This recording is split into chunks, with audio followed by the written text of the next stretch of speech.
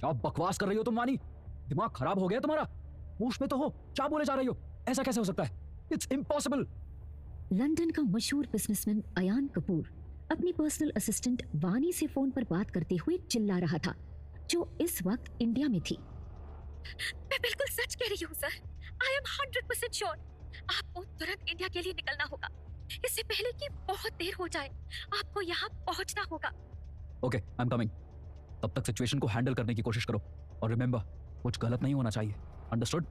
Okay sir, please come as soon as possible. जैसे ही वानी ने अयान से फोन पर बात करके अपना फोन रखा, उसका फोन फिर से बजा और इस बार उसके पास इंडिया से ही कॉल आ रहा था। ये समर्थ, क्या खबर है? सर का पता चला? समर्थ एक प्राइवेट डिटेक्टिव एजेंसी का सिक्योरिटी का हेड था, जो कपूर इंडस्ट्रीज की पूरी सिक्योरिटी को ऑर्गेनाइज करता था। थोड़ी देर तक समर्थ चुप रहा। इतना वक्त नहीं है मेरे पास समर्थ, मुझे अयान सर को भी जवाब देना है। जल्दी बताओ, कुछ मिला तुम्हें? वानी, सब खत्म हो गया। अब हमें अयान सर के गुस्से से कोई नहीं बचा सकता। ऐसा क्या हुआ है? साफ साफ बोलो। वानी की बात सुनकर समर्थ ने रोते हुए जो कुछ भी बताया, उसे सुनकर वानी के हाथ से फोन छूटकर नीचे गिर गया। उसके हाथ कांप रहे थे। ये कैसे हो सकता है? मुझे मुझे अयान सर को खबर देनी होगी। वानी ने फिर से अयान को फोन मिलाया, जो एयरपोर्ट के लिए निकलने की तैयारी कर रहा था। हाँ वानी, बोलो, क्या खबर है? कुछ पता चला? वानी ने डरते डरते अयान को सब कुछ बता दिया और उसकी बात सुनकर अयान की आंखों में आंसू आ गए। याद रखना, जो कुछ भी हुआ है उसके बारे में कोई भी खबर लीक नहीं होनी चाहिए। जी जी sir. Just wait, I am coming. Ayaan ने तुरंत अपने पर्सनल असिस्टेंट विजय को बुलाया। विजय, मेरा प्राइवेट चार्टर्ड प्लेन रेडी करो, मुझे अभी इंडिया के लिए निकलना है। अयान अपनी चार्टर्ड प्लेन से इंडिया पहुंचा और लगभग भागते हुए एयरपोर्ट के बाहर खड़ी हुई अपनी गाड़ी में जाकर बैठ गया। वो खुद ही ड्राइव कर रहा था। उसने थोड़ी देर पहले ही वानी को फोन करके कहा था कि ड्राइवर उसकी गाड़ी को एयरपोर्ट के सामने छोड़कर चला जाए, क्योंकि वो अकेले आना चाहता था। लगभग 1 घंटे तक ड्राइव करने के बाद उसने झटके से गाड़ी रोकी और गाड़ी से उतरकर भागते हुए एक सुनसान जगह पर बने हुए घर के अंदर गया। अंदर पहुंचते ही उसने दरवाजा बंद किया और राइट साइड में बना हुआ एक दरवाजा खोलकर नीचे की तरफ सीढ़ियों से उतरते हुए बेसमेंट में चला गया, जहां एक बेड पर किसी की डेड बॉडी पड़ी थी। धीमे कदमों से चलते हुए अयान उस डेड बॉडी के पास गया और वहां पर हाथों से उसने उस बॉडी के चेहरे पर पड़े कफन को हटाते ही वो जोर से चिल्लाया, आर्यन मेरे भाई, तुम मुझे छोड़कर नहीं जा सकते। तुम कहते थे ना, अब दोनों हर चीज में एक जैसे हैं, यहाँ तक कि शक्ल सूरत में भी। तुम मुझसे पूरे 2 मिनट बड़े हो, फिर तुम मुझे छोड़कर कैसे जा सकते हो? वानी जो वहीं पर खड़ी हुई थी, उसने आगे बढ़कर अयान के कंधे पर हाथ रखा। सर, संभालिए खुद को, अभी किसी को भी इसके बारे में नहीं पता। अयान की आंखें गुस्से से जल उठी। क्या कर रहे थे तुम सब? मैंने कहा था ना मेरे भाई का ध्यान रखना। फिर कैसे? उसकी मौत कैसे हो गई? किसी को नहीं छोड़ूंगा मैं।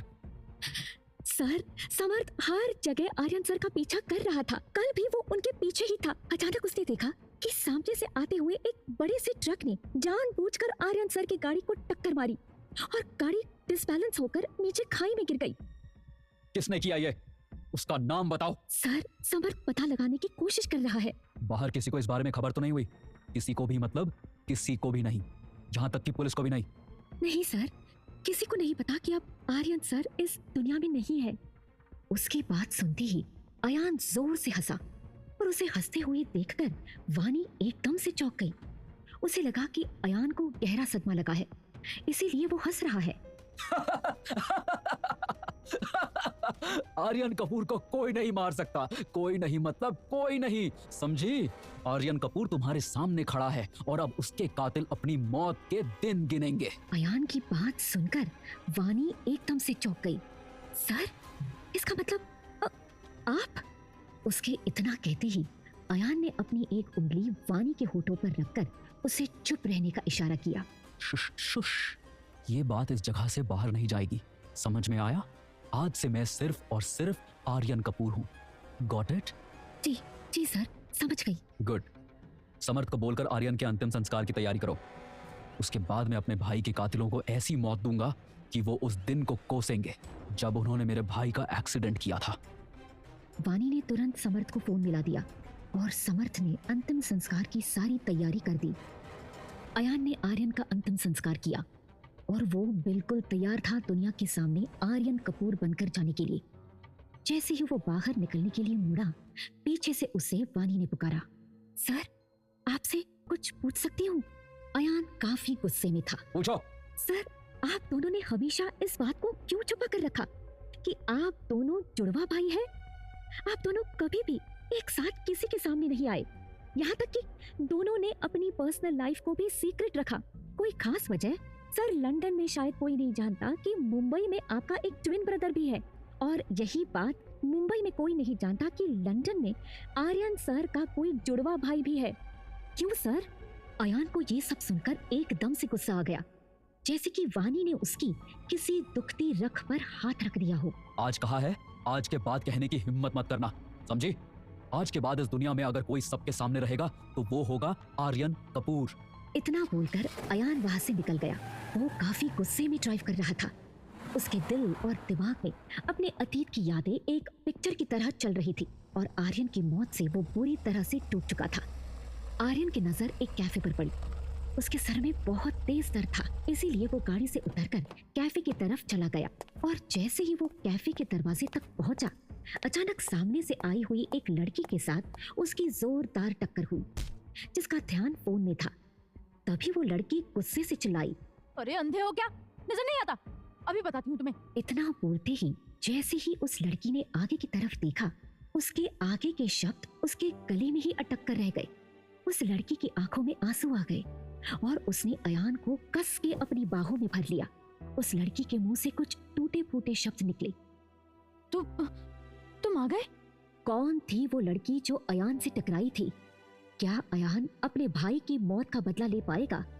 क्या आर्यन की पहचान अपनाने का उसका फैसला सही साबित होगा?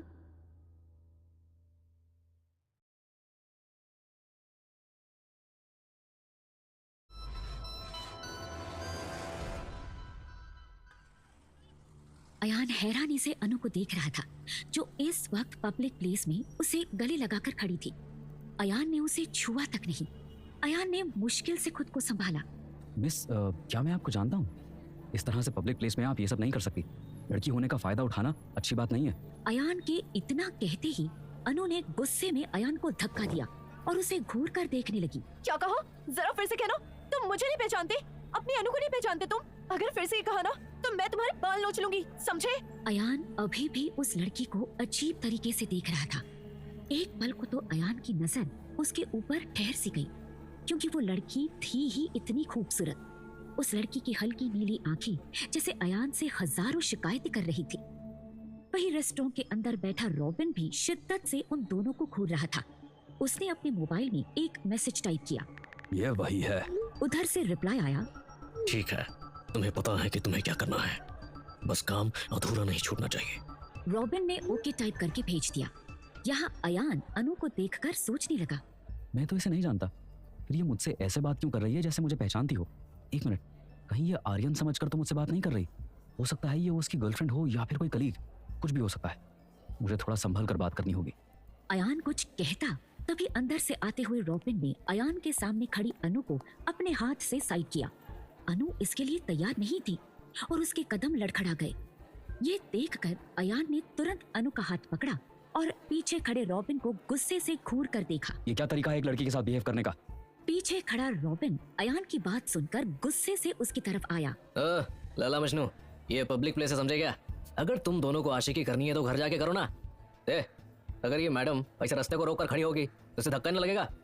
इतना सुनते ही पता नहीं क्यों अयान को इतना ज्यादा गुस्सा आया कि उसने रॉबिन के मुंह पर एक पंच मार दिया। तुम्हें बात करने की तमीज नहीं है? एक लड़का और लड़की साथ में खड़े होकर बात कर रहे हैं तो जरूरी नहीं है कि वो बॉयफ्रेंड गर्लफ्रेंड ही हो, समझे? लड़कियों की इज्जत करना सीखो, जाओ यहाँ से। पंच पड़ते ही रॉबिन को जैसे दिन में ही तारे दिख गए और वो वहाँ से 9 तो 11 हो गया। वही अनु मुंह खोलकर बस हैरानी से अयान को देख रही थी। उसने जल्दी से अयान के पास आकर उसका माथा छुआ। फीवर तो नहीं है तुम्हें? तुम तो बिल्कुल ठीक लग रहे हो। तो फिर ये सब कैसे किया तुमने? जैसे ही अनु ने उसे टच किया, अयान की बॉडी में जैसे कोई करंट सा दौड़ गया और वो हड़बड़ाते हुए अनु से पीछे हट गया। तुम दूर रहकर बात नहीं कर सकती? और क्या बोल रही हो? मुझे कुछ समझ में नहीं आ रहा है। हमेशा जिसके मुंह से बात करते हुए भी फूल झड़ते थे, आज तक मैंने जिसे चिल्लाते हुए भी नहीं सुना, उस आर्यन कपूर ने एक लड़के को पंच मारा। मेरे लिए तो किसी सपने से कम नहीं है। अचानक आर्यन का नाम अनु के मुंह से सुनते ही अयान को जैसे कुछ कुछ समझ आ गया और वो धीरे से मुस्कुराया। मैं इतना भी बेगैरत नहीं हूँ कि कोई मेरे सामने किसी लड़की की इंसल्ट करे और मैं चुपचाप देखता रहूं। इतना सुनते ही अनु ने अयान का हाथ पकड़ा और उसे दूसरी तरफ लेकर चली गई। वहाँ पर कोई नहीं था। अनु ने गुस्से से अयान को घूर कर देखा। मैं तुम्हारे लिए कोई एरी गहरी लड़की हूँ? क्यों आर्यन, क्या हो गया तुम्हें? तुम्हारे लिए तुम्हारी अनु आज गैर हो गई? भूल गए मैं तुम्हारी? जैसे ही अनु ने इतना कहा, अचानक उसे कुछ याद आया और उसने अपने दांतों तले अपनी जीभ दबा ली और धीरे से बुदबुदाई। हे भगवान अनिका, तू भी एक नंबर की बेवकूफ है। भूल गई तेरे और आर्यन के बीच क्या तय हुआ था? अभी पब्लिक प्लेस पर हम लोग अपने रिश्ते को जाहिर नहीं कर सकते। ओह गॉड, अब समझी, इसलिए आर्यन तब से अनजान बनने का नाटक कर रहा है। अचानक अनिका अयान को देखकर मुस्कुराई। अयान भी उसकी बातें सुन चुका था और अब वो समझ गया था कि उसे क्या करना है। I am so sorry Aryan, मैं एक नंबर की बुद्धू हूँ। तुम्हें इतने दिनों बाद देखकर सब कुछ भूल गई। अब मैं समझ चुकी हूँ तुम ऐसे बिहेव क्यों कर रहे हो। तुमने कहा था ना हम लोग अभी पब्लिक प्लेस पर गर्लफ्रेंड बॉयफ्रेंड की तरह नहीं रहेंगे, लेकिन मुझे ये बात समझ नहीं आती, तुम सबको बताते क्यों नहीं कि मैं तुम्हारी गर्लफ्रेंड हूँ? अब अयान समझ चुका था कि उसे सिचुएशन को कैसे संभालना है। अचानक वो अनिका के थोड़ा सा पास आकर मुस्कुराया। जिसके पास इतनी ब्यूटीफुल गर्लफ्रेंड हो वो भला सारी दुनिया को चीख चीख कर क्यों बताएगा? अगर किसी ने तुम्हें मुझसे चुरा लिया तो? इतना सुनते ही अनिका ने अयान के चेस्ट पर एक मुक्का मारा। प्लीज अब हमारे रिलेशनशिप को ऑफिशियल कर दो। मैं ऐसे तुमसे दूर होकर नहीं रह सकती। और हाँ, जब तुम वापस आ चुके हो तो मुझे क्यों नहीं बताया? तुम्हें ये तो याद है ना कि 2 दिन बाद हमारी शादी है।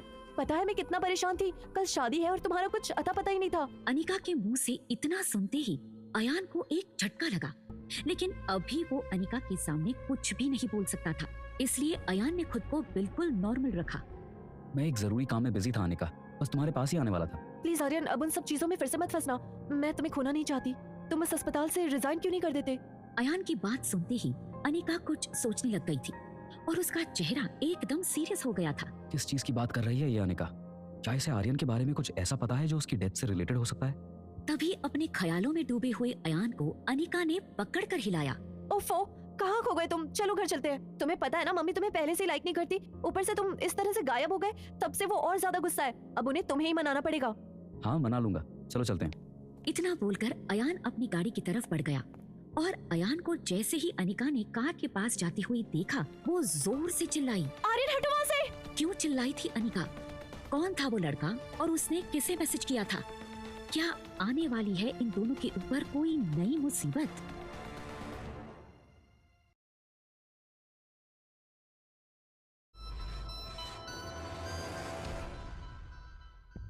अनिका के चिल्लाते ही अयान ने पीछे मुड़कर देखा। वो कुछ समझ पाता कि तभी अनिका भागकर आई और उसने अयान को दूसरी तरफ धक्का दे दिया। धक्के की वजह से अयान नीचे गिर पड़ा और अनिका उसके ऊपर। उसी वक्त अयान की गाड़ी में एक गोली आकर लगी, लेकिन कोई आवाज नहीं हुई। शायद गन में साइलेंसर था। तुम ठीक तो हो? अयान कुछ पल के लिए चुप रहा, लेकिन जैसे ही अयान को रियलाइज हुआ कि वो दोनों किस पोजीशन में है, उसने तुरंत अनिका को अपने ऊपर से हटाया। हाँ मैं ठीक हूँ, लेकिन तुमने मुझे धक्का क्यों दिया? सब ठीक है ना? तुम इतनी घबराई हुई क्यों? अनिका ने कुछ नहीं कहा, बस वो जल्दी से उठी और इधर उधर कुछ ढूंढने लगी। अयान भी अब परेशान हो गया। क्या हुआ अनिका, क्या ढूंढ रही हो? कुछ बोलोगी? उसे यही कहीं होना चाहिए था। अयान ने गुस्से से अनिका का हाथ पकड़ा और उसे अपनी तरफ घुमाया। अब मुझे गुस्सा आ रहा है, किसे होना चाहिए था? साफ साफ बताओ। अनिका ने गुस्से से झटक कर अपना हाथ छुड़ाया और अयान को घूर कर देखा। अभी अभी तुम्हारे ऊपर किसी ने गोली चलाई थी, समझे? अगर मैंने तुम्हें धक्का नहीं दिया होता तो वो गोली तुम्हें लगती। उसी गोली को ढूंढ रही हूँ। ये सुनकर अयान के होश उड़ गए। क्या? ये कैसे पॉसिबल है? वही इन दोनों से दूर एक दीवार के पीछे छिपा हुआ लड़का दोनों को घूर कर देख रहा था। ये वही लड़का था जिसे थोड़ी देर पहले अयान ने पंच मारा था। उस लड़के की आंखें अयान के ऊपर टिकी हुई थी। अचानक उसका फोन बजा और दूसरी तरफ से एक खतरनाक आवाज आई। क्या तुम्हारा शक सही था? ये वही है? रॉबिन कभी गलत नहीं होता, ये वही है। तो फिर सोच क्या रहे हो? खत्म कर दो उसे। ये सुनते ही रॉबिन ने गुस्से में दीवार पर हाथ मारा। अगर ये बेवकूफ लड़की बीच में ना आती तो अब तक मर भी गया होता। खैर, आज नहीं तो कल मरना तो इसे है ही। अब मैं यहाँ से निकल रहा हूँ। इतना बोलते ही रॉबिन वहां से भाग गया। अब अयान को भी एक बड़ा झटका लगा। उसे समझ में नहीं आ रहा था कि उसके भाई के दुश्मन है कौन जो उसके पीछे पड़े हैं। अनिका अभी तक गोली ढूंढ रही थी। अचानक उसकी नजर अयान की गाड़ी के ऊपर पड़ी और वो जोर से चिल्लाई। आर्यन यहाँ आओ। इतना सुनते ही अयान भागकर अपनी गाड़ी के पास आया। क्या हुआ? अनिका ने गाड़ी की तरफ इशारा किया। ये देखो, वो गोली यहाँ लगी है।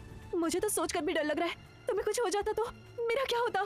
ये बोलकर अनिका ने फिर से अयान को गले लगा लिया और इस बार अयान ने भी उसकी पीठ पर हाथ रख दिया। डोंट वरी अनिका, सब ठीक है और जो ठीक नहीं है उसे मैं ठीक कर दूंगा। वहीं दूसरी तरफ वानी इस वक्त काफी परेशान थी। वो अपने हाथ में फोन को बार बार घुमा रही थी। क्या करूं? अयान सर को बताऊं या नहीं? आर्यन सर के बारे में ये बात जानना उनके लिए बेहद जरूरी है। लेकिन अयान सर ने कहा था कि मैं उन्हें इस तरह से फोन नहीं कर सकती। हाँ, एक काम करती हूँ, मैसेज कर देती हूँ। अयान अभी भी परेशान था कि तभी उसके फोन पर मैसेज की टोन बजी। लेकिन अनिका को परेशान देखकर उसने अभी अपना फोन नहीं देखा। अनिका धीरे से पीछे हुई। आर्यन, घर चलकर इस बारे में बात करते हैं। यहाँ पर रहना मुझे ठीक नहीं लग रहा है। मुझे तो लगता है हमें पुलिस में भी कंप्लेंट कर देनी चाहिए। ये सुनते ही अयान के होश उड़ गए। नहीं, पुलिस कंप्लेंट नहीं। अयान को ऐसे हड़बड़ाते हुए देखकर अनिका को भी कुछ याद आया और उसने अयान से सॉरी कहा। मैं तो भूल ही गई थी, तुम पुलिस स्टेशन नहीं जाओगे, लेकिन घर तो चल ही सकते हो ना। हाँ चलो। जैसे ही वो आगे बढ़ा, अनिका ने उसका हाथ पकड़ लिया। मैं ड्राइविंग करती हूँ। मुझे पता है अभी अभी हुए इंसिडेंट की वजह से तुम डिस्टर्ब हो।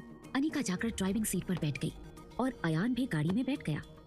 उसके दिमाग में भी बस वो शूटर ही चल रहा था जिसने उसके ऊपर गोली चलाई थी। ड्राइविंग करते हुए भी अनिका का ध्यान पूरी तरह से अयान के ऊपर ही था। जैसे ही अनिका ने अपना हाथ गियर पर रखा, उसका हाथ अयान के हाथ से टच हो गया। अयान ने हड़बड़ाते हुए तुरंत अपना हाथ पीछे कर लिया था। ओह सॉरी, वो गलती से टच हो गया। इतना सुनते ही अनिका हैरान होकर उसे देखने लगी। कैसी बातें कर रहे हो यार? तुम तो ऐसे शर्मा रहे हो जैसे आज से पहले मुझे कभी छुआ ही नहीं। भूल गए वो क्लब वाली रात जब तुमने ड्रिंक कर ली थी? और ये सुनते ही अयान ने अनिका की तरफ देखा। और ये क्या मतलब है तुम्हारा? तभी अनिका जोर से हंसी और उसने अयान के गाल खींच दिए। You are so sweet Aryan. मुझसे क्यों शर्मा रहे हो? थैंक गॉड कि तुम उस दिन नशे में थे। एटलीस्ट तुमने मुझे किस तो किया था, वरना कभी फीलिंग ही नहीं आती थी कि मैं तुम्हारी गर्लफ्रेंड हूँ। इतने भी उसूल और नियम किस काम के आर्यन, कि लाइफ में थोड़ा सा भी फन ना हो।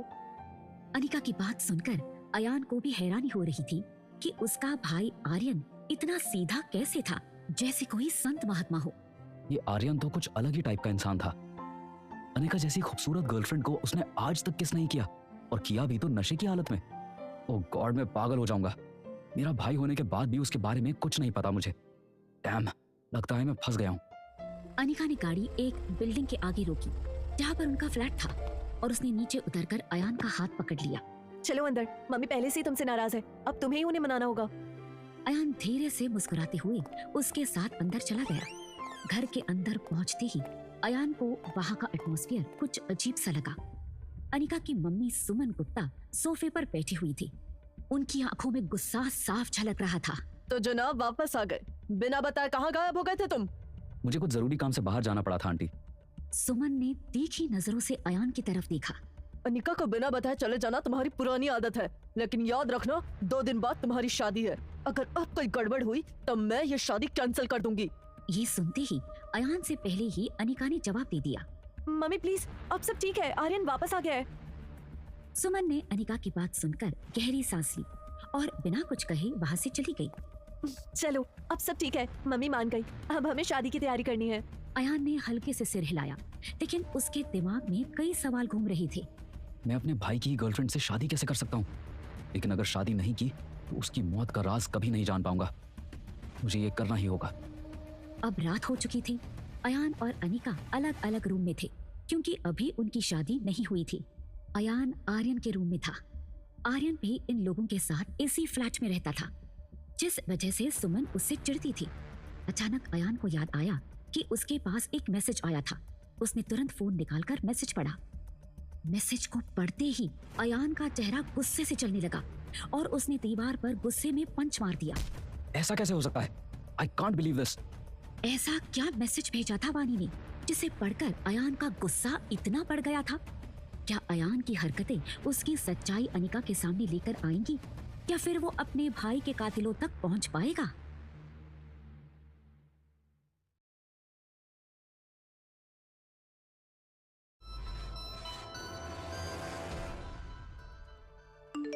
उस मैसेज को पढ़ते ही अयान को गुस्सा आ गया और वो अपना फोन हाथ में पकड़कर उस कमरे में इधर उधर घूमने लगा।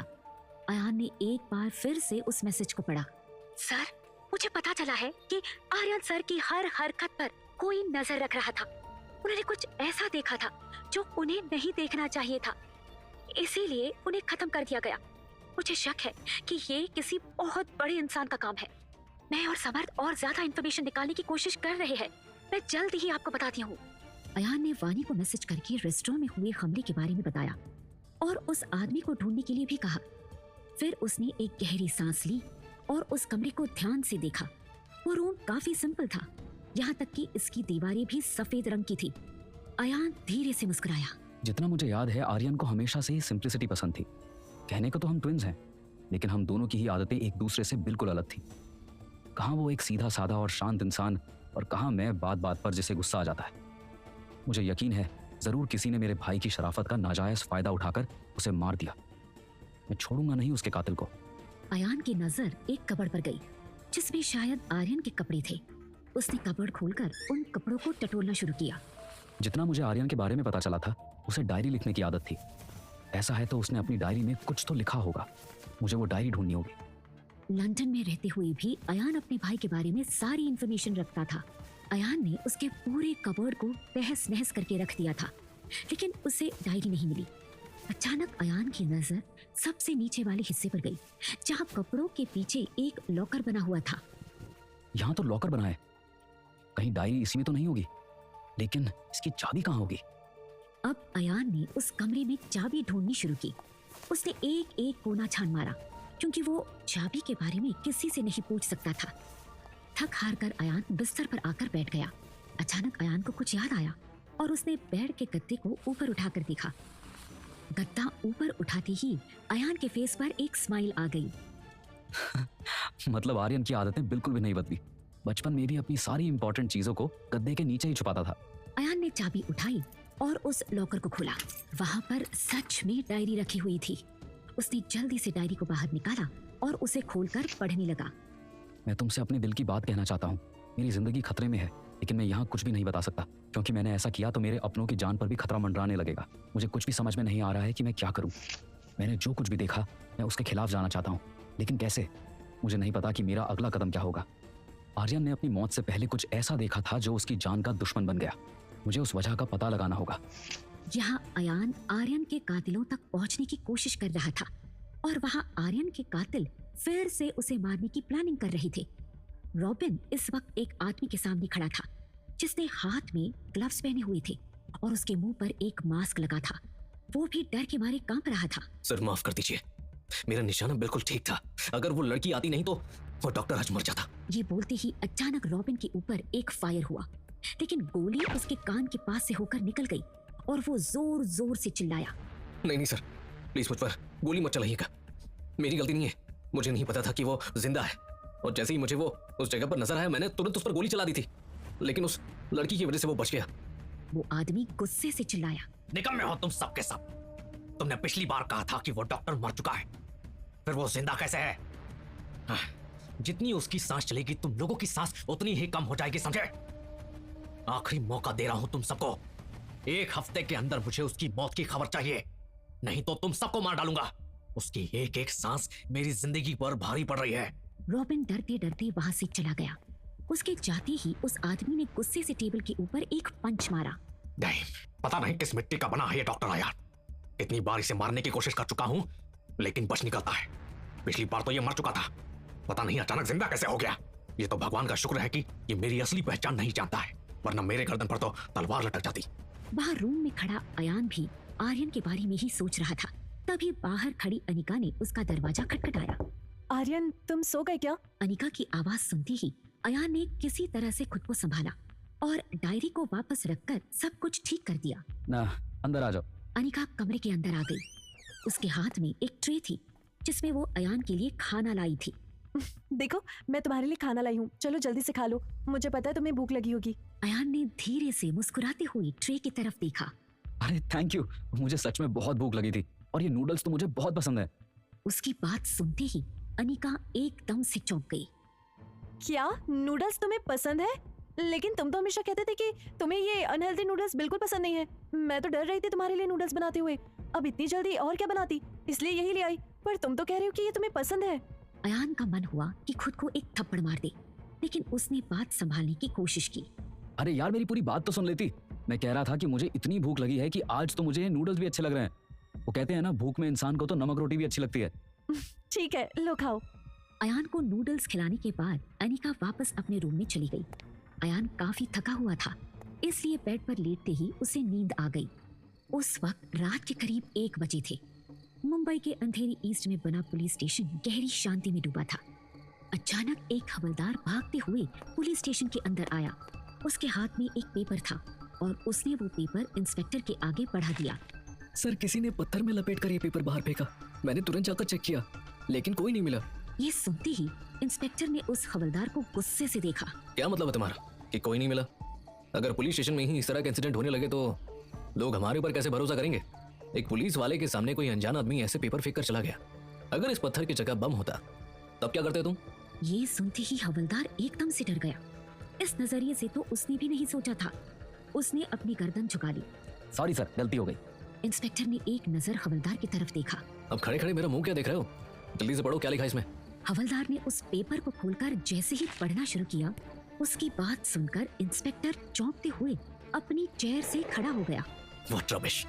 जल्दी से गाड़ी निकालो, हमें अभी निकलना है। ऐसा क्या लिखा हुआ था उस पेपर में जिस वजह से इंस्पेक्टर इतना चौंक गया था? किसने फेंका था वो पेपर, वो भी पुलिस स्टेशन के बाहर? क्या कोई उनकी हेल्प करना चाहता था?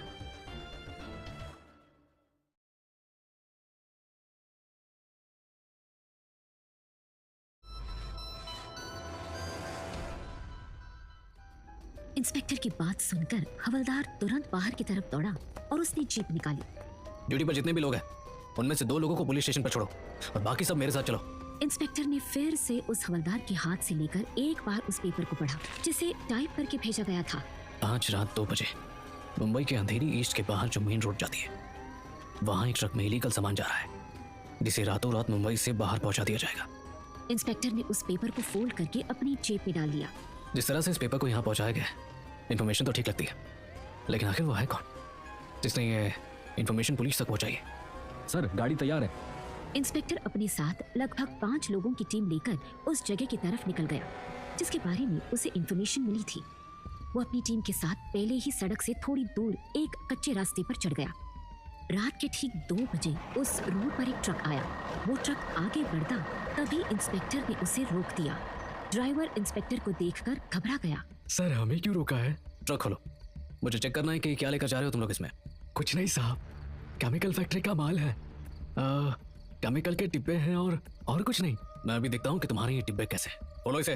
ड्राइवर ने अपने साथ बैठे आदमी को इशारा किया और उसने पीछे से ट्रक खोल दिया। इंस्पेक्टर ट्रक में चढ़ा। वहाँ पर सच में बड़े बड़े डब्बे रखे हुए थे। उसने हर एक डब्बे के ऊपर अपना डंडा मारा, लेकिन इंस्पेक्टर को कुछ अजीब नहीं लगा। ठीक है, निकलो यहाँ से। जैसे ही इंस्पेक्टर इतना बोलकर पीछे मुड़ा, एक डब्बा जोर से हिलने लगा और ये देखकर इंस्पेक्टर जोर से चिल्लाया, हवलदार, उस ड्राइवर और उसके साथी को पकड़ो। वो ड्राइवर भागने की तैयारी कर रहा था, लेकिन उससे पहले ही हवलदार ने उसे दबोच लिया। वही इंस्पेक्टर ने जैसे ही डब्बे का ढक्कन खोला, उसके होश उड़ गए। अंदर एक आदमी बांधकर उस डब्बे में डाला गया था। इंस्पेक्टर ने एक एक करके उन सारे डब्बों को खोला और उन सभी में उसे बहुत सारे लोग मिले, जिनमें से अधिकतर बेहोश थे। ये क्या? इतने सारे लोगों को लेकर कहाँ जा रहे थे? लगता है कुछ बड़ा करने की प्लानिंग चल रही थी। वो फिर से चिल्लाया, हवलदार, इस ट्रक को पुलिस स्टेशन ले चलो। थोड़ी देर में इंस्पेक्टर उस ट्रक के साथ पुलिस स्टेशन वापस आ चुका था और उस ट्रक का ड्राइवर और उसका साथी उस वक्त लॉकअप पे थे। इंस्पेक्टर ने उस ट्रक ड्राइवर के मुंह पर एक थप्पड़ लगाया। बता, कहाँ लेकर जा रहा था इतने सारे लोगों को? ये तुझे केमिकल दिखते हैं क्या? मुझे कुछ नहीं पता साहब, मैं तो बस एक बस ड्राइवर हूँ। मुझे तो यही कहा गया था कि इसमें केमिकल के डिब्बे हैं, लेकिन उनके कागज पूरे नहीं है, तो इसलिए पुलिस से बचकर था ना। किसने दिए थे तुझे ये डिब्बे? बोल।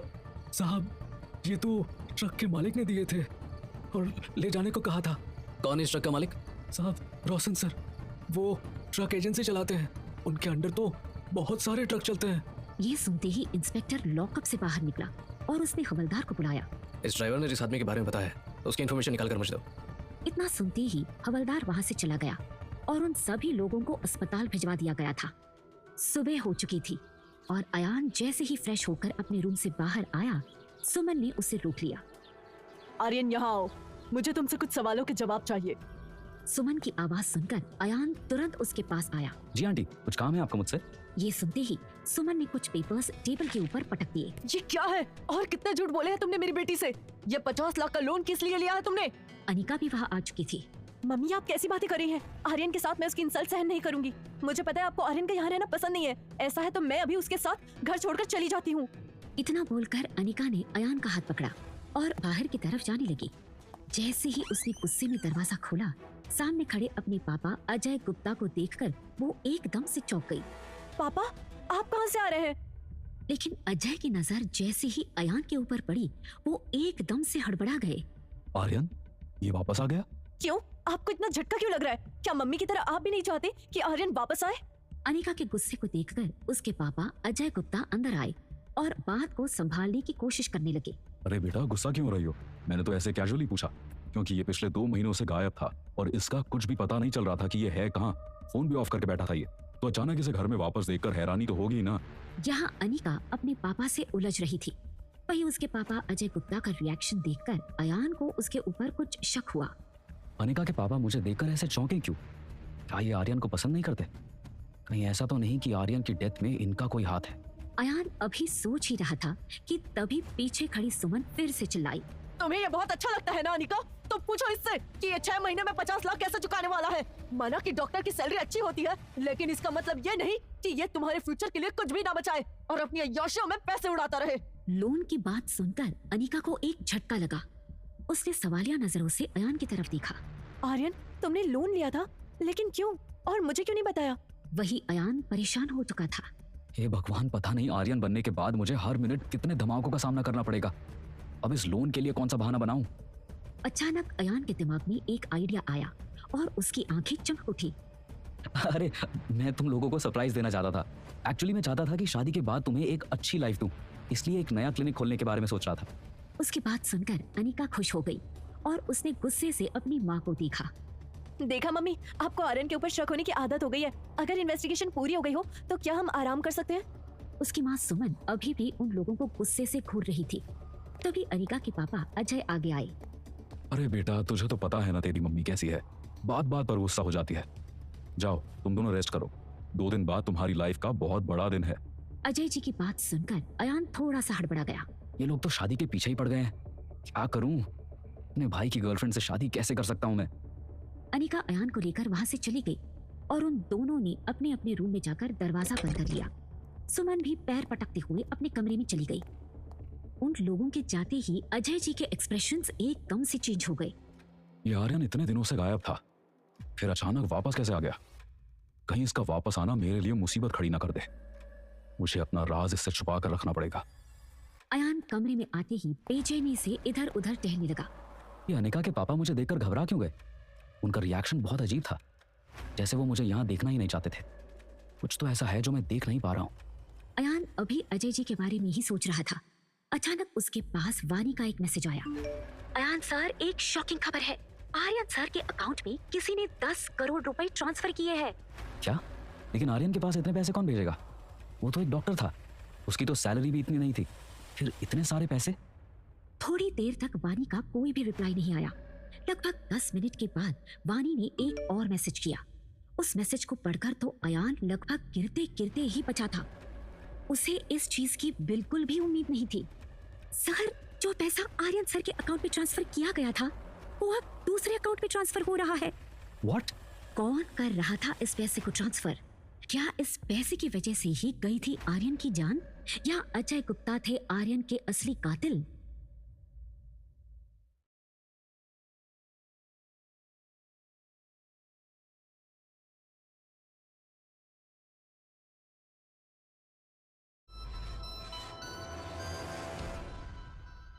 अयान वानी का मैसेज पढ़कर एकदम चौंक गया था। उसका दिमाग अजय गुप्ता और वानी के मैसेज में उलझा हुआ था। वो बार बार सोच रहा था कि आर्यन के अकाउंट में 10 करोड़ रुपए कैसे और क्यों ट्रांसफर किए गए। 10 करोड़? कौन भेज सकता है इतने पैसे? और ये पैसे अचानक गायब कैसे हो रहे हैं? इसका मतलब जरूर कोई बड़ी साजिश है।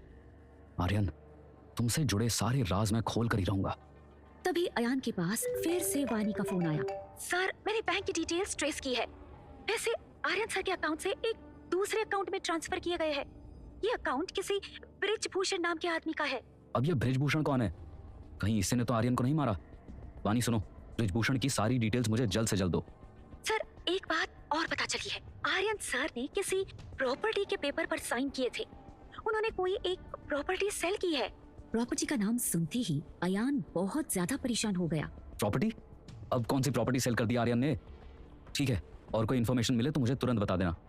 इतना बोलकर अयान ने फोन रख दिया और वो एक गहरी सोच में डूब गया। मतलब आर्यन किसी बड़े झमेले में फंस गया था और शायद इन सब के पीछे ब्रिजभूषण का ही हाथ है। तो फिर अजय गुप्ता इस तरह से अजीब बिहेव क्यों कर रहा है? मुझे इस अजय गुप्ता के बारे में भी पता करना पड़ेगा। अयान ने वानी को कॉल किया। वानी, मुझे अजय गुप्ता के सारे फोन कॉल्स और उसकी मीटिंग्स की सारी डिटेल्स चाहिए। और हाँ, वो प्रॉपर्टी डील के कागज भी ढूंढो और किसी को भी शक नहीं होना चाहिए कि मैं आर्यन की जिंदगी जी रहा हूँ। ठीक है सर, मैं आपको सारी डिटेल जल्दी देने की कोशिश करती हूँ। फिर अयान ने फोन रख दिया। ये अजय गुप्ता और उसकी फैमिली जितनी सीधी दिखती है ना, उतनी है नहीं। मुझे इस मामले की गहराई तक जाना होगा। अपने भाई के कातिलों को तो मैं ढूंढ कर ही रहूंगा। जब तक गुनहगारों को उनके किए की सजा नहीं मिलती, मैं चैन से नहीं बैठने वाला। यहाँ अयान अभी तक आर्यन के कातिलों को नहीं पकड़ पा रहा था। वहीं दूसरी तरफ इंस्पेक्टर 2 हवलदार लेकर रोशन की ट्रैवल एजेंसी पहुंचा, जहां लाइन से बहुत सारी ट्रक खड़े हुए थे। पुलिस को देखकर रोशन घबरा गया।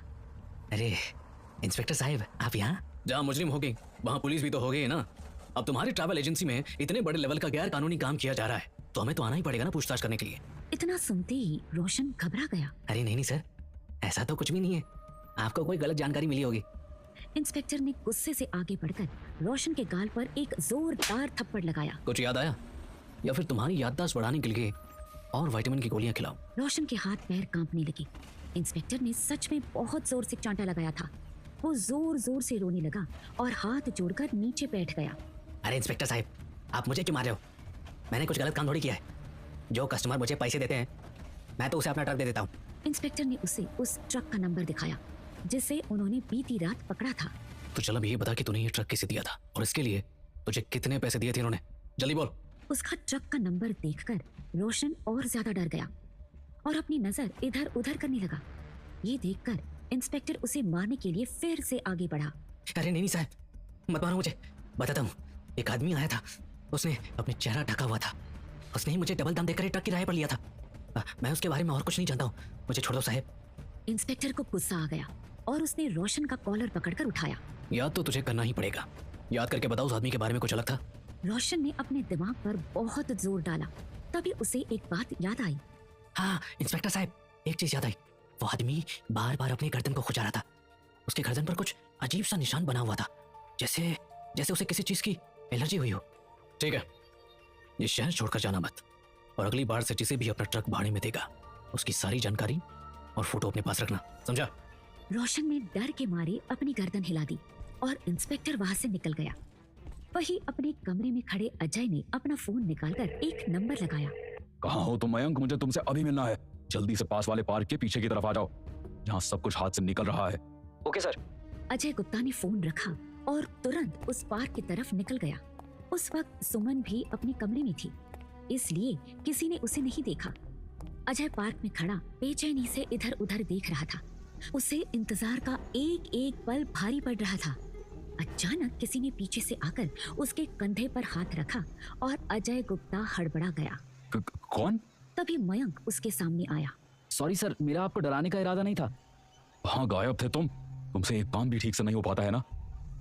मैंने कहा था ना, पूरा काम सफाई से करना। तुम्हें पता है वो आर्यन वापस आ गया है। अजय के मुंह से इतना सुनते ही मयंक एकदम से लड़खड़ा गया। क्या आर्यन वापस आ गया है? कैसे? वो कल वापस आया है और आज वो मेरी बेटी से शादी भी कर रहा है। अगर आर्यन को हमारे प्लान के बारे में कुछ भी पता चला तो वो हमें नहीं छोड़ेगा और मेरी बेटी भी मुझसे दूर हो जाएगी। सर, मैंने तो अपना काम ठीक से किया था, पता नहीं ये आर्यन वापस कहाँ से आ गया। अब हमें इससे संभल कर रहना होगा और मैं तुम्हें एक दूसरा काम दे रहा हूँ, उसको बिल्कुल ठीक से करना। अब जाओ और मेरे मैसेज का वेट करो। अजय गुप्ता वहां से वापस अपने घर आ गया। उधर अयान भी अपने कमरे में परेशान होकर सोच रहा था। हे भगवान, अब इस शादी से कैसे पीछा छुड़ाऊं? अब और कोई रास्ता नहीं है, मुझे अनिका से बात करनी ही होगी। अयान ने बाहर आकर अनिका के कमरे के दरवाजे पर नॉक किया। कौन है? दरवाजा खोलो अनिका, मैं हूँ। अनिका ने दरवाजा खोला और अयान को देखकर मुस्कुराई। क्या हुआ? अनिका, मुझे तुमसे कुछ बहुत जरूरी बात करनी है। अंदर आओ। क्या हुआ? तुम इतने परेशान क्यों? अनिका अयान के फेस के एक्सप्रेशन पढ़ने की कोशिश कर रही थी। अनिका, मुझे लगता है कि शादी से पहले हम लोगों को अच्छे से सेटल हो जाना चाहिए। अयान के मुंह से ये सब सुनकर अनिका एकदम से चौंक गई। इतना परेशान होने की जरूरत नहीं है आर्यन, मैं तुम्हारे साथ हूँ। अयान फिर से सोचने लग गया। अब इस लड़की को कैसे समझाऊं कि मैं अपने भाई की गर्लफ्रेंड से शादी नहीं करना चाहता। अयान को चुप देखकर अनिका ने अयान को कंधे से पकड़कर हिलाया। क्या हो गया है तुम्हें? मैंने आज से पहले तुम्हें कभी ऐसा नहीं देखा। तुम तो हमारी शादी को लेकर बहुत ज्यादा एक्साइटेड थे, तो फिर आज ये सब क्यों कर रहे हो? अब इस लड़की को मैं क्या बताऊं कि मैं आर्यन हूं ही नहीं, ये तो शादी के पीछे ही पड़ गई है। अब अनिका को गुस्सा आ गया। कहाँ खो जाते हो तुम बार बार? जो भी बात है साफ साफ कहो। तुम शादी से क्यों मना कर रहे हो? अयान ने कुछ नहीं कहा, वो बस अनिका को देखकर सोच रहा था कि तभी अयान का फोन बजा। स्क्रीन पर अननोन नंबर फ्लैश हो रहा था। अयान ने तुरंत फोन उठा लिया। एक बार तो तुम मौत के मुझसे वापस आ गए, लेकिन हर बार ऐसा नहीं होने वाला। खुद को सच्चाई से जितना दूर रखोगे, तुम्हारी सांसें उतनी ही देर तक चलती रहेगी। इतना बोलते ही उस आदमी ने फोन काट दिया और ये सब सुनते ही अयान का चेहरा पसीने से भीग गया और उसके कदम लड़खड़ा गए। कौन था ये आदमी जो अयान को धमकी दे रहा था? क्या यही है असली कातिल? क्या अयान के हाथ पहुंच पाएंगे इसकी गर्दन तक?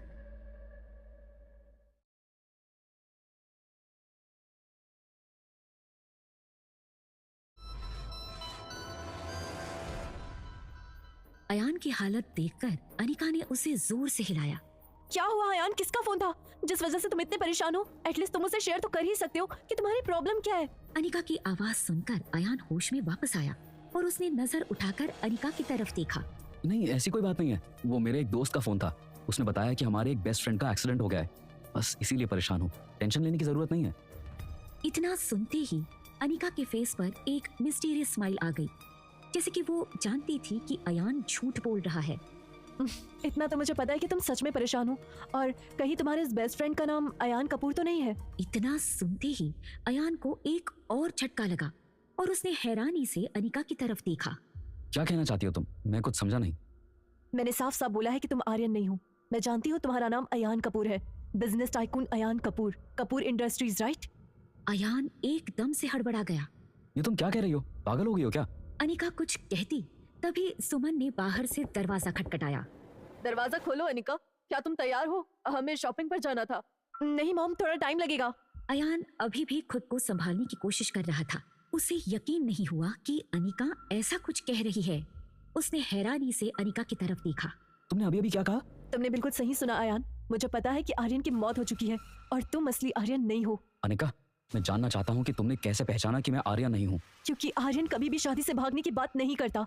वो मुझसे बहुत प्यार करता था, लेकिन मुझे तुम पर शक हो चुका था, इसलिए मैंने तुम्हारे बारे में सारी इंफॉर्मेशन इकट्ठा की। तुम अयान कपूर हो। मैंने उस दिन गाड़ी में जो कुछ भी बोला था सब झूठ था। आर्यन कभी मेरे उतने करीब आया ही नहीं। इतना बोलते ही अनिका रुक गई, लेकिन उसकी बातें सुनकर अयान जैसे किसी सोच में डूब गया। उसे लग रहा था कि वो चारों तरफ से फंस चुका है। क्या करूं? अनिका को सच्चाई बताऊं या नहीं? कहीं अनिका का आर्यन के कातिल के साथ कोई रिलेशन हुआ तो मैं भी फंस सकता हूं। नहीं, अभी मैं किसी पर भी विश्वास नहीं कर सकता। इससे पहले मुझे अनिका के बारे में ही सच्चाई जाननी होगी। जहां एक तरफ अयान अभी तक अपनी सोच में डूबा था, वहीं दूसरी तरफ सविता नाम की एक औरत अपने 12 साल के बेटे रोहन को लेकर मुंबई के नामी संजीवनी अस्पताल पहुंची। उसका बेटा दर्द से तड़प रहा था। वो औरत जोर से चिल्लाई, डॉक्टर कोई है? मेरे बेटे को देखिए प्लीज, उसे बहुत दर्द हो रहा है। उसकी आवाज सुनते ही अस्पताल का स्टाफ दौड़ते हुए वहां आया और रोहन को स्ट्रेचर पर लेटाकर अंदर ले गए। थोड़ी देर बाद एक डॉक्टर बाहर आया। डॉक्टर को देखते ही रोहन की माँ सविता दौड़कर उसके पास पहुंची। डॉक्टर साहब, क्या हुआ है मेरे बेटे को? उसके पेट में इतना दर्द क्यों हो रहा है? देखिए मैम, आपके बेटे को अपेंडिक्स हुआ है, तुरंत ऑपरेशन करना पड़ेगा। अगर देर हुई तो उसकी तकलीफ और बढ़ सकती है। आप कुछ भी कीजिए डॉक्टर साहब, मेरे बेटे को बचा लीजिए। ठीक है, आप रिसेप्शन पर फॉर्मेलिटीज पूरी कर दीजिए। हम आपके बेटे को ऑपरेशन के लिए तैयार करते हैं, तब तक आप बाहर वेट कीजिए। हम आपके बेटे को कुछ नहीं होने देंगे। इतना सुनकर सविता ने सारी फॉर्मेलिटीज पूरी की और फिर आंखों में आंसू लिए ऑपरेशन थिएटर के बाहर बैठ गई। रोहन का ऑपरेशन चलते हुए काफी वक्त बीत चुका था, लेकिन अभी तक कोई भी बाहर नहीं आया था। अचानक एक नर्स हड़बड़ाते हुए बाहर निकली। उसे देखकर सविता तुरंत नर्स के पास आई। सिस्टर, मेरा बेटा कैसा है? उसका ऑपरेशन हो गया? वो ठीक तो है ना? नहीं, अभी ऑपरेशन चल रहा है। जब ऑपरेशन खत्म होगा तो डॉक्टर साहब खुद आकर आपको आपके बेटे की कंडीशन के बारे में बता देंगे। ये सुनकर सविता थके हुए कदमों से फिर बेंच पर जाकर बैठ गई। उसकी आंखें 1 मिनट के लिए भी ऑपरेशन थिएटर के दरवाजे से नहीं हटी। करीब 2 घंटे बाद डॉक्टर ऑपरेशन थिएटर से बाहर निकला। सविता तुरंत उसके पास जाकर खड़ी हो गई। डॉक्टर साहब, मेरे बेटे का ऑपरेशन हो गया, वो ठीक तो है ना? हमने बहुत कोशिश की, लेकिन हम आपके बेटे को बचा नहीं पाए। उसकी हालत ऑपरेशन से पहले ही बहुत खराब हो चुकी थी। अगर आप कुछ देर पहले उसे लेकर आती तो शायद आपका बेटा बच जाता। ये सुनकर सविता जोर जोर से रोने लगी और उसके हाथ से सामान छूटकर नीचे गिर गया। मुझे मेरे बेटे से मिलना है, मुझे एक बार उसे देखने दो डॉक्टर साहब। लेकिन डॉक्टर ने उसे अंदर नहीं जाने दिया। थोड़ी देर बाद एक वार्ड बॉय स्ट्रेचर पर सफेद चादर से ढकी हुई एक डेड बॉडी लेकर बाहर आया। उस औरत ने रोहन का चेहरा देखते ही उसे सीने से लगा लिया और फूट फूट कर रोने लगी। मेरा बेटा ऐसा नहीं मर सकता, ये डॉक्टर झूठ बोल रहे हैं। उसका सिर पेट में दर्द था और कुछ नहीं हुआ था। पास खड़े कुछ लोगों ने उसे मुश्किल से संभाला। वहीं दूसरी तरफ अयान अभी भी अपनी सोच में ही डूबा हुआ था। तभी अनिका ने उसे फिर से हिलाया। तुम्हें मुझसे इतना ज्यादा डरने की जरूरत नहीं आर्यन। क्या तुम कुछ और भी जानती हो? घबराओ मत, मुझे पहले ही पता है कि आर्यन की मौत हो चुकी है।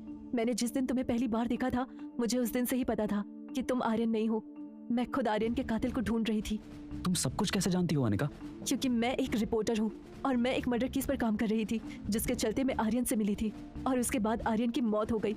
और जब से तुम आई हो, मैं तुम्हारे बारे में ही पता लगाने की कोशिश कर रही हूँ। शायद मुझे अनिका को सच्चाई बता देनी चाहिए। हो सकता है ये मेरी कोई हेल्प कर दे और मुझे आर्यन के बारे में और भी इन्फॉर्मेशन मिल सकती है। कौन हो तुम? और तुम बिल्कुल आर्यन के जैसे कैसे दिखते हो? आर्यन ने तो तुम्हारे बारे में कभी कुछ नहीं बताया। कहीं तुम उसके भाई तो नहीं हो? तुम दोनों का सरनेम भी एक ही है। मैं तुम्हें सब कुछ सच सच बता दूंगा, लेकिन उसके बाद तुम्हें आर्यन के बारे में जो कुछ भी पता है, तुम सब कुछ मुझे बताओगी। अनिका थोड़ी देर तक कुछ सोचती रही और फिर उसने अयान की बात का जवाब दिया। ठीक है। मैं आर्यन का जुड़वा भाई हूँ। जैसे ही मुझे आर्यन की मौत का पता चला, मैं तुरंत इंडिया आ गया, लेकिन शायद मैंने आने में देर कर दी। मुझे बहुत पहले ही आ जाना चाहिए था। आर्यन के कातिल को ढूंढने के लिए मैं आर्यन बनकर इंडिया में रह रहा हूँ। यही वजह है कि मैं तुमसे शादी नहीं कर सकता। अयान की बात सुनकर अनिका एकदम चौंक गई, क्योंकि उसे बिल्कुल भी अंदाजा नहीं था कि आर्यन का एक जुड़वा भाई भी है। मैं भी ये शादी नहीं करना चाहती। मैं आर्यन से प्यार नहीं करती थी। मैं तो उसे सिर्फ अपना दोस्त मानती थी, लेकिन आर्यन मुझसे प्यार करता था। वो ही मुझसे शादी करना चाहता था। पहले आर्यन यहाँ नहीं रहता था। कुछ महीनों से वो कुछ डरा डरा सा रहने लगा था, इसलिए मैंने उसे यही रहने के लिए कहा। अगर तुम ये शादी नहीं करना चाहती थी तो तुम बार बार मुझे शादी के लिए फोर्स क्यों कर रही थी? मैं तुम्हारी सच्चाई जानना चाहती थी, और शादी की डेट तो मेरे पेरेंट्स ने 1 महीने पहले ही निकलवा दी थी। उन्हें ये सब कुछ नहीं पता था कि मैं आर्यन से प्यार नहीं करती। मैं आर्यन को सब कुछ सच बताती, उससे पहले ही आर्यन गायब हो गया। अयान को एकदम से कुछ याद आया और उसने परेशान होकर अनिका की तरफ देखा। अगर हमने शादी नहीं की तो शायद लोगों को मेरे ऊपर शक हो जाएगा। अब तुम ही बताओ, फिर हम इस प्रॉब्लम से कैसे बाहर निकले? तभी अनिका के दिमाग में एक ख्याल आया। वो धीरे से बोली, इसका एक ही सॉल्यूशन है। क्या? जल्दी बताओ। शादी। आखिर सच्चाई जानने के बाद भी अनिका अयान से शादी क्यों करना चाहती थी? क्या उसके दिमाग में चल रही है कोई खतरनाक प्लानिंग?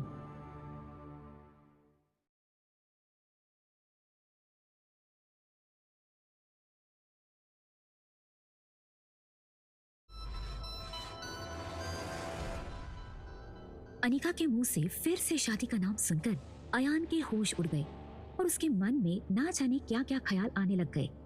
ये लड़की ना पागल हो गई है। अभी तो मैंने इसे सब कुछ बताया और फिर भी ये शादी का नाम ले रही है, और ये खुद भी शादी नहीं करना चाहती। आखिर चाहती क्या है ये? क्या हुआ अयान? तुम शादी के नाम से इतना डर क्यों रहे हो? क्या मतलब डर क्यों रहा हूँ? खुश होने वाली बात तो नहीं बोली ना तुमने। अभी अभी मैंने तुम्हें बताया कि मैं असली आर्यन नहीं हूँ और तुमसे शादी भी नहीं करना चाहता। फिर भी तुम शादी के पीछे पड़ी हो। चाहती क्या हो तुम? उसकी बात सुनकर अनिका ने अपना माथा पीट लिया। ओह गॉड, मुझे नहीं पता था कि अमेरिका का इतना बड़ा बिजनेसमैन एक नंबर का डम निकलेगा। मैं असली शादी की बात नहीं कर रही हूँ, समझे? अनिका की बातों से अयान को कुछ भी समझ में नहीं आ रहा था। वो बस अनिका को एकटक देखे जा रहा था। आखिर तुम कहना क्या चाहती हो? साफ साफ बोलो। कभी बोलती हो कि शादी करनी है, कभी बोलती हो कि शादी नहीं करनी है। मुझे कुछ भी समझ नहीं आ रहा है अनिका। अयान, हम कॉन्ट्रैक्ट मैरिज कर लेते हैं ताकि किसी को भी हमारे ऊपर शक ना हो, और जब आर्यन का कातिल पकड़ा जाएगा हम दोनों अलग हो जाएंगे और एक दूसरे की लाइफ में बिल्कुल भी इंटरफेयर नहीं करेंगे। अनिका की बात सुनकर अयान की जान में जान आई। एक पल को तो उसे लगा था कि शायद उसने अनिका को सब कुछ बताकर बहुत बड़ी गलती कर दी है। अयान ने राहत की सांस ली और धीरे से मुस्कुराया। तुमने तो मुझे डरा ही दिया था यार, एक बार में पूरी बात ठीक से बताया करो, ऐसे तो मुझे हार्ट अटैक आ जाएगा। ऐसे तुम्हारा आइडिया अच्छा है, आई थिंक कॉन्ट्रैक्ट मैरिज करना ठीक रहेगा। लेकिन तभी अनिका को कुछ याद आया और वो परेशान हो गई। बट एक प्रॉब्लम है, अगर हम रजिस्ट्रार ऑफिस गए तो वहाँ हम इस तरह शादी नहीं कर पाएंगे। ये सब कुछ तभी हो सकता है जब हम घर पर रहे। तुम उसकी टेंशन मत लो, मैं सब इंतजाम कर लूंगा।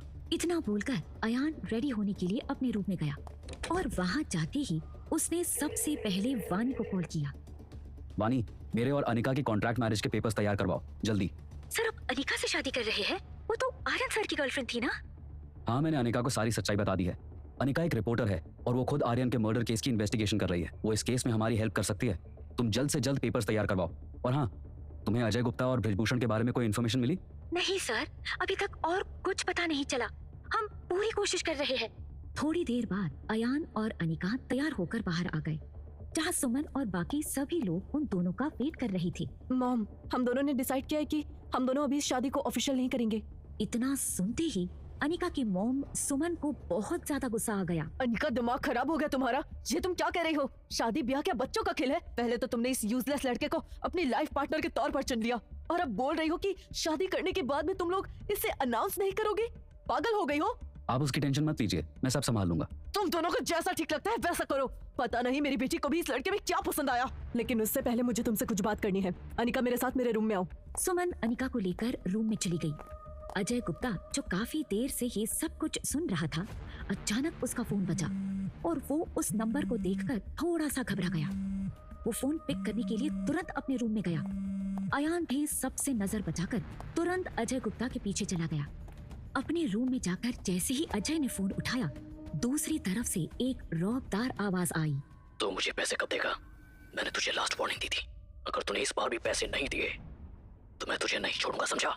मैं तुम्हारे पैसे दे दूंगा, मैंने इंतजाम कर लिया है। अगर तू इस बार भी अपनी बात से पीछे हटा तो सोच ले, मैं तेरे सारे काले कारनामों की सच्चाई तेरी बेटी को बता दूंगा। वो तो एक ईमानदार रिपोर्टर है ना, तो वो खुद ही तुझे सजा दिलवाएगी। अजय गुप्ता उस आदमी की ये बात सुनकर इतना ज्यादा डर गया था कि उसके हाथ पैर भी कांपने लग गए। नहीं, तुम ऐसा कुछ नहीं करोगे, मैंने कहा ना, मैं तुम्हारे पैसे टाइम से पहले ही दे दूंगा। फिर उस आदमी ने फोन काट दिया। अयान अजय की बात सुनकर चौंक गया। ये अजय किससे बात कर रहा है और ये कौन से पैसे देने की बात कर रहा है? मुझे मौका देखकर इसके रूम में जाकर एक बार देखना पड़ेगा, क्या पता कुछ सुराग मिल जाए। शायद मुझे अनिका को भी उसके पापा के बारे में बता देना चाहिए। एक बड़े से हॉल में हल्की हल्की रोशनी थी, चारों तरफ अंधेरा फैला था। ऋषभ नाम का एक लड़का सोफे पर बैठा हुआ था। उसने अपने फेस पे एक मास्क लगा रखा था और वो आदमी बार बार अपनी घड़ी देख रहा था। ये राहुल कब तक आएगा? मैंने डील का टाइम बता दिया था और फिर भी ये इतना लेट कर रहा है। अभी तक ये पैसे लेकर आया क्यों नहीं? तभी उसने अपने एक गार्ड को इशारे से बुलाया। जल्दी पता करो कि वो राहुल डील के लिए अभी तक आया क्यों नहीं है। अगर उसे ये डील नहीं करनी तो हमें कोई और दूसरा कस्टमर ढूंढना पड़ेगा। जी सर। गार्ड बाहर जाने के लिए जैसे ही मुड़ा, तभी पीछे से किसी के कदमों की आवाज आई।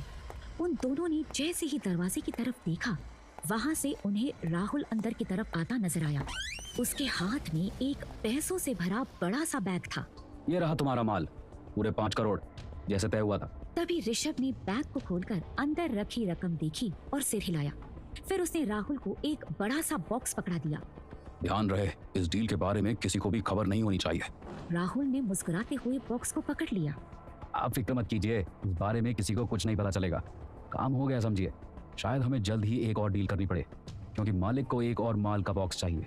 ऋषभ ने थोड़ी देर तक सोचने के बाद एक गहरी सांस ली। इतना जल्दी माल का इंतजाम करना थोड़ा मुश्किल होगा, थोड़ा सा टाइम लगेगा। ठीक है, मालिक से बात करके आपको बता दूंगा। फिर वो दोनों एक दूसरे को देखकर मुस्कुराए और राहुल वहाँ से जाने के लिए जैसे ही खड़ा हुआ, ऋषभ ने अपना हाथ आगे करके राहुल से हाथ मिलाया। वैसे भी वो भी बेवकूफ था जिसने हमारा साथ नहीं दिया। अगर उसने साथ दिया होता तो आज जिंदा होता और पैसों में खेल रहा होता। सही कहा आपने, पर कुछ लोग अपनी किस्मत खुद खराब कर लेते हैं। वैसे आप उस डॉक्टर की बात कर रहे हैं ना? हाँ, वही बेवकूफ डॉक्टर आर्यन कपूर। फिर वो दोनों जोर जोर से हंसने लगे। क्यों लिया था उस आदमी ने आर्यन का नाम? क्या यही थे उसके असली कातिल? क्या अयान कभी जान पाएगा उसके मर्डर की असली सच्चाई?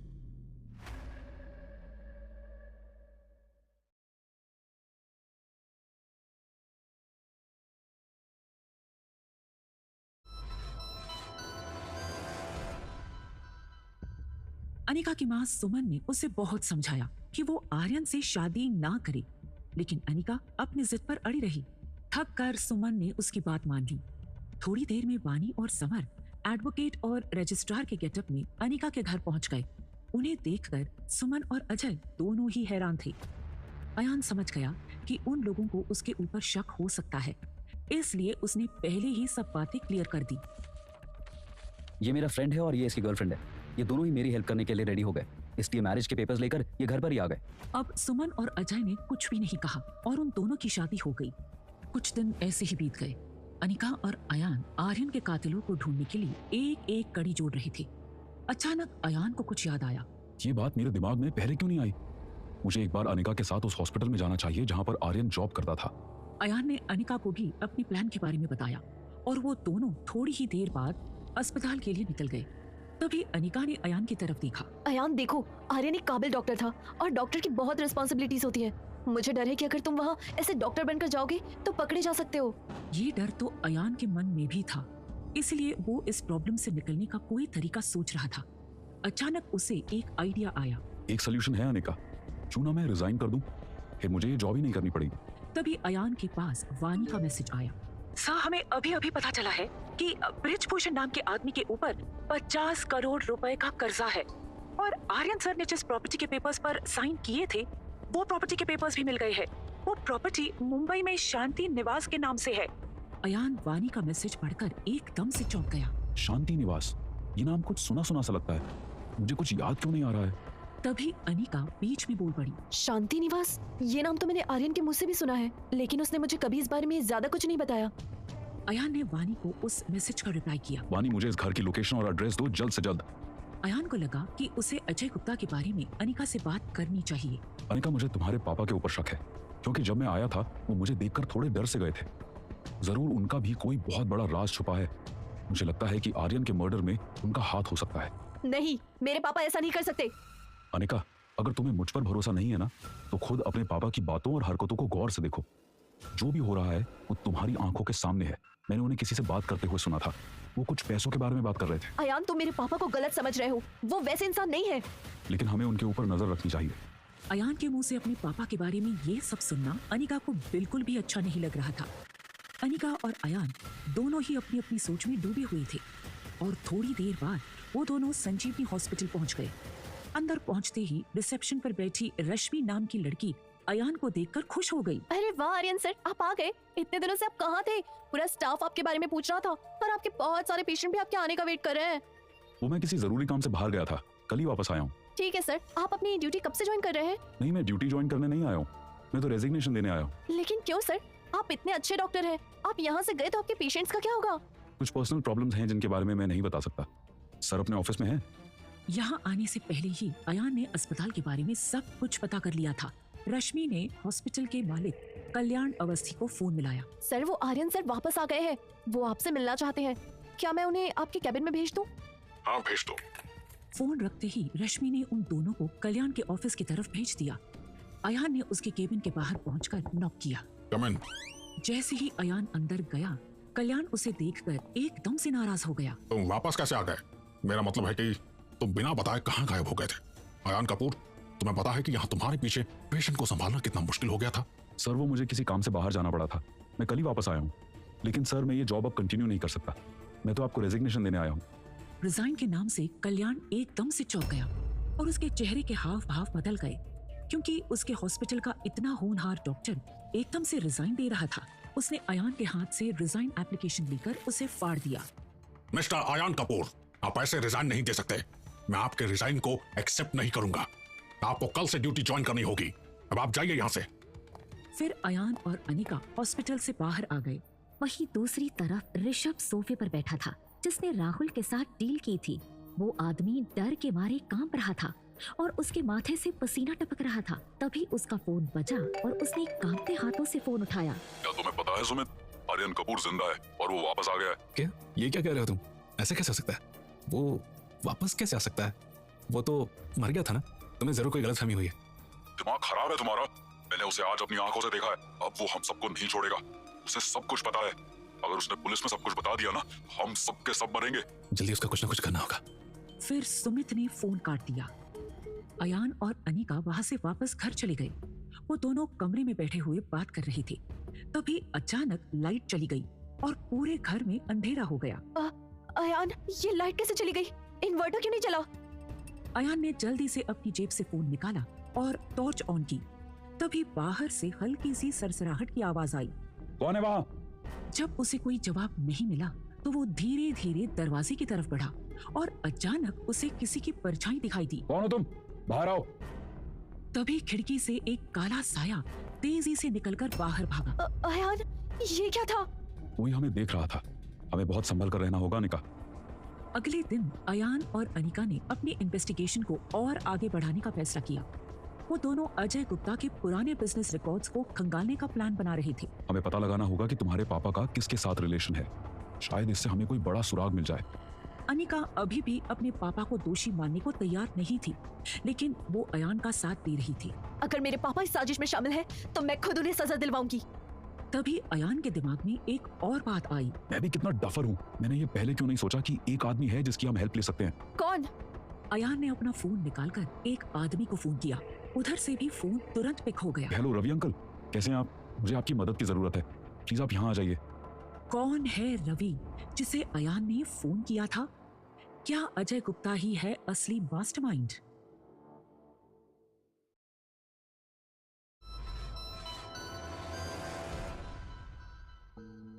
अयान की आवाज सुनते ही फोन के दूसरी तरफ मौजूद रवि घबरा गया। क्या हुआ बेटा? इतने परेशान क्यों? सब ठीक है? आर्यन ठीक है ना? तुम तो उससे मिलने गए थे ना? आर्यन का नाम आते ही अयान की आंखों में आंसू आ गए। उसने अपने अंकल रवि से झूठ बोला था कि वो आर्यन से मिलने जा रहा है, जबकि उसे आर्यन की मौत की खबर मिली थी। कुछ भी ठीक नहीं है अंकल।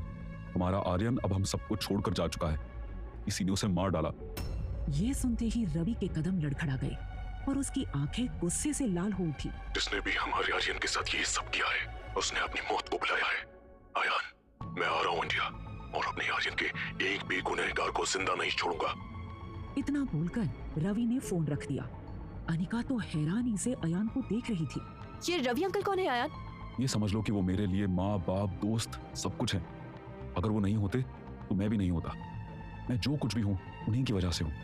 और अब तो वो आने वाले हैं। तुम उनसे मिलकर खुद ही अपने सवाल पूछ लेना। इस वक्त रात गहरी हो चुकी थी और वहीं दूसरी तरफ एक घने जंगल में पेड़ के पीछे खड़ा रॉबिन नाम का आदमी किसी का इंतजार कर रहा था। रॉबिन ने काले रंग की हुडी पहनी हुई थी।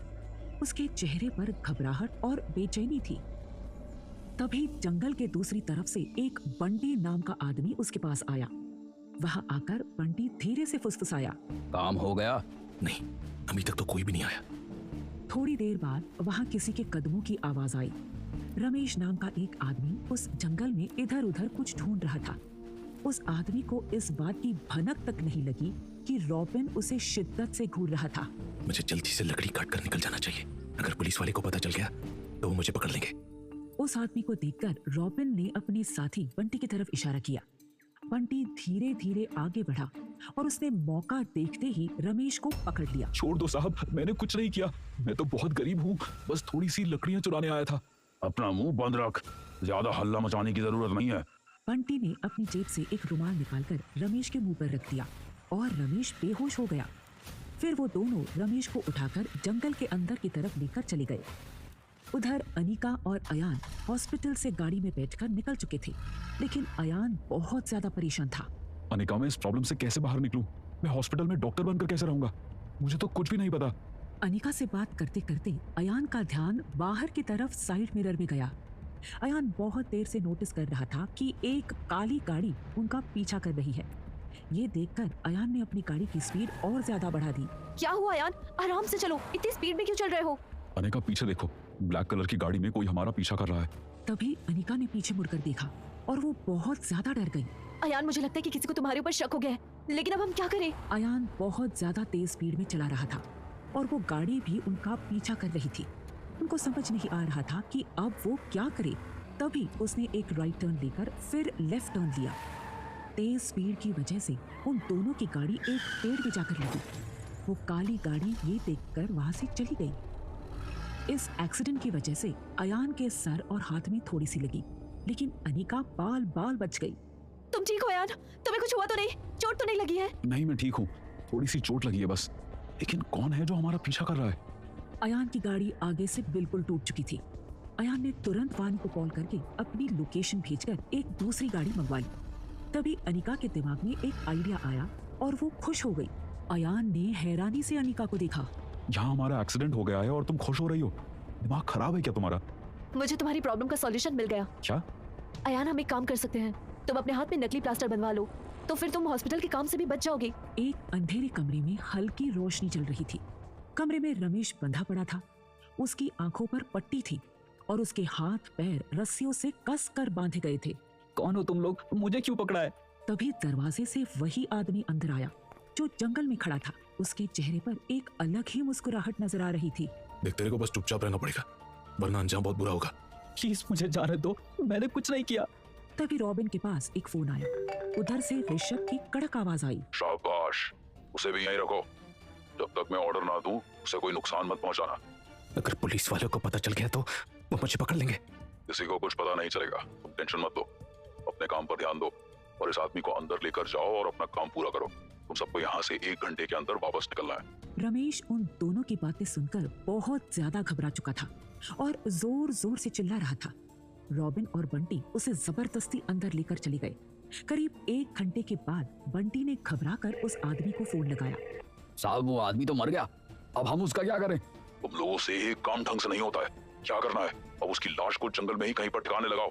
इतना बोलकर उसने फोन काट दिया। अयान और अनिका घर पहुंच चुके थे। अयान ने अपने हाथ में प्लास्टर बंधवा लिया था। घर पहुंचते ही सुमन उन दोनों को देखकर डर गई। अनिका, ये सब क्या है? क्या हुआ तुम दोनों को? कुछ नहीं मॉम, एक छोटा सा एक्सीडेंट हो गया था। एक्सीडेंट का नाम सुनकर सुमन थोड़ा सा घबरा गई। आर्यन, तुम्हें गाड़ी देखकर चलानी चाहिए थी ना, अगर मेरी बेटी को कुछ हो जाता तो?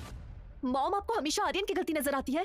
यहाँ आर्यन को चोट लगी है, आपको वो नहीं दिख रहा है? इतना बोलकर अनिका गुस्से में अपने कमरे की तरफ चली गई और अयान भी उसके पीछे अंदर चला गया। अयान, मुझे कुछ अजीब फील हो रहा है। वो कौन था जो हमारा पीछा कर रहा था? ऊपर से एक्सीडेंट। अयान कुछ कहने ही वाला था कि तभी उसके फोन पर एक अननोन नंबर से मैसेज आया। अगर जान बचानी है तो शांति निवास मत जाओ, तुम्हारा दुश्मन तुम्हारे बहुत करीब है। किसने किया था अयान को ये मैसेज? कौन कर रहा था अनिका और अयान का पीछा? आखिर रॉबिन और बंटी रमेश को पकड़कर क्यों ले गए थे? और रमेश की मौत कैसे हुई?